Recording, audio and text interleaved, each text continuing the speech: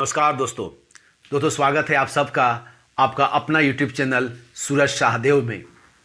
मैं हूं सूरज शाहदेव।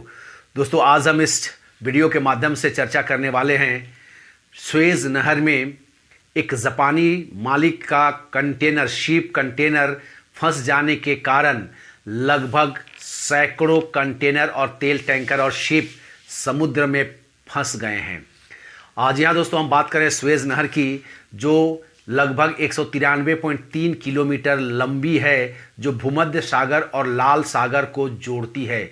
दुनिया का जो 30% का जो व्यापार होता है दोस्तों, वह इसी रास्ते से होकर होती है। और 12% जो दुनिया के सामानों की जो ढुलाई होती है वो इसी रास्ते से होती है। वहीं एक जापानी मालिक का शिप कंटेनर जो ताइवानी कंपनी के द्वारा संचालित होती है, और इस कंटेनर को भारतीय क्रू मेंबर्स जो 25 की संख्या में हैं वो इसको चला रहे थे, जिसमें मिस्र के भी 2 चालक दल हैं जो इसको निकालने में मदद कर रहे हैं। वो चीन से सामान ढुलाई करके उसको नीदरलैंड ले जा रहे थे, लेकिन सुएज नहर में हाई टाइड आने के कारण यह अपना रास्ता से वो किनारे फंस गई, और सुएज नहर में बहुत ज़्यादा गाद जमा होने के कारण वह गाद में फंस गई, जो अब निकल नहीं पा रही है। दोस्तों यह कंटेनर कहा जाता है 2018 में बनाया गया है, और दुनिया का सबसे बड़ा कंटेनर है, हेवी कंटेनर है। यह लगभग 400 मीटर लंबी और 59 मीटर चौड़ी है दोस्तों। और यह कंटेनर वहाँ पर फंस गई है, जिसके कारण सुएज नहर के दोनों ओर समुद्र में लगभग 206 जहाज फंस गए हैं, जिसमें 16 तेल टैंकर हैं जो भारत और चीन कच्चा पेट्रोल लेकर के आ रहे थे, जिसके कारण इसे कहा जाता है कि वो फंसने के कारण अब उसको भारत पहुंचने में लेट लगेगी, और वो जितना लेट लगेगा उससे वहाँ उसकी कीमत बढ़ जाएगी। लागत बढ़ जाने के कारण कहीं तेल के कीमत में बढ़ोतरी हो जाए। बहुत सारे जो फंसे हुए टैंकर हैं या शिप हैं वो पूरे अफ्रीका का चक्कर लगा करके वो अपने गंतव्य की ओर जा रहे हैं, जिसमें उन्हें लगभग 1 से 1.5 महीना का समय, 1 से 1.5 सप्ताह का समय लग सकता है। और जिसके कारण उसका खर्च बढ़ जाएगा, तो माल की ढुलाई में भी वृद्धि होगी और उसके दाम में भी वृद्धि हो सकती है दोस्तों। और इसके कारण पूरे दुनिया के जो इस रास्ते से जो बिजनेस होता है, उन जो देश या जो शिप वाले इस रास्ते से बिजनेस करते हैं, जो व्यापारी इस रास्ते से बिजनेस करते हैं या करवाते हैं, उनको लगभग करोड़ों रुपया का नुकसान हो रहा है।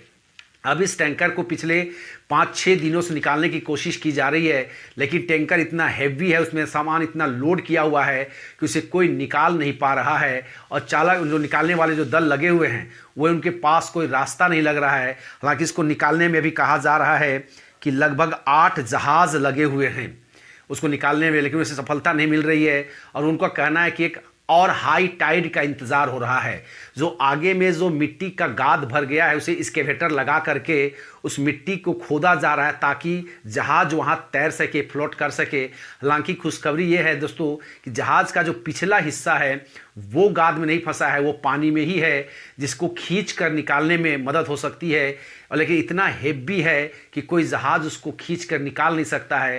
तो इसलिए जापान का जो कंपनी का मालिक है दोस्तों, वो सेई किसेन कैशा, वहाँ उन्होंने कहा है कि इसको अब हम वहाँ जो कंटेनर लोड हैं जहाज़ में, उन कंटेनरों को खाली कर दिया जाएगा, उसके बाद उसको निकालने का। लेकिन वो पहला रास्ता नहीं है, चूँकि अगर जहाज़ हाई टाइड के कारण नहीं निकाल पाता है, तब वो अंतिम रास्ता है कि कंटेनर को उतार करके उसे वज़न कम किया जाएगा और फिर खींच करके उसको सीधा किया जाएगा।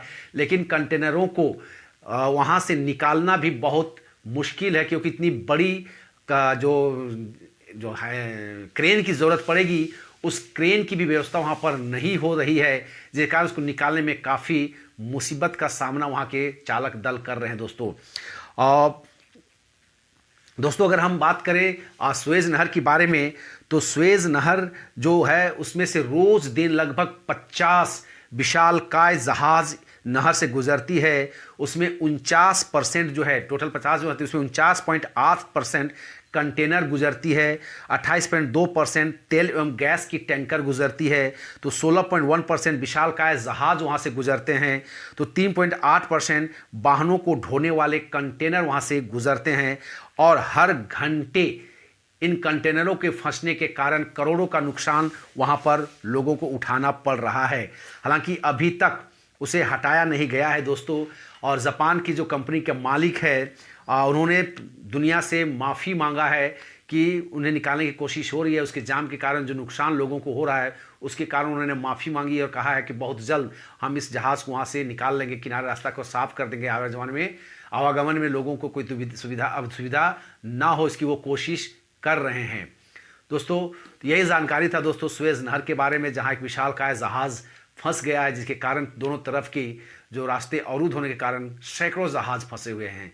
दोस्तों अगर ये जानकारी आपको अच्छी लगी हो तो आपसे रिक्वेस्ट होगा कि इस वीडियो को ज़रूर लाइक करें, चैनल को शेयर करें और वीडियो को शेयर करें और चैनल को ज़रूर सब्सक्राइब करें दोस्तों। तब तक दोस्तों नमस्कार, जय हिंद।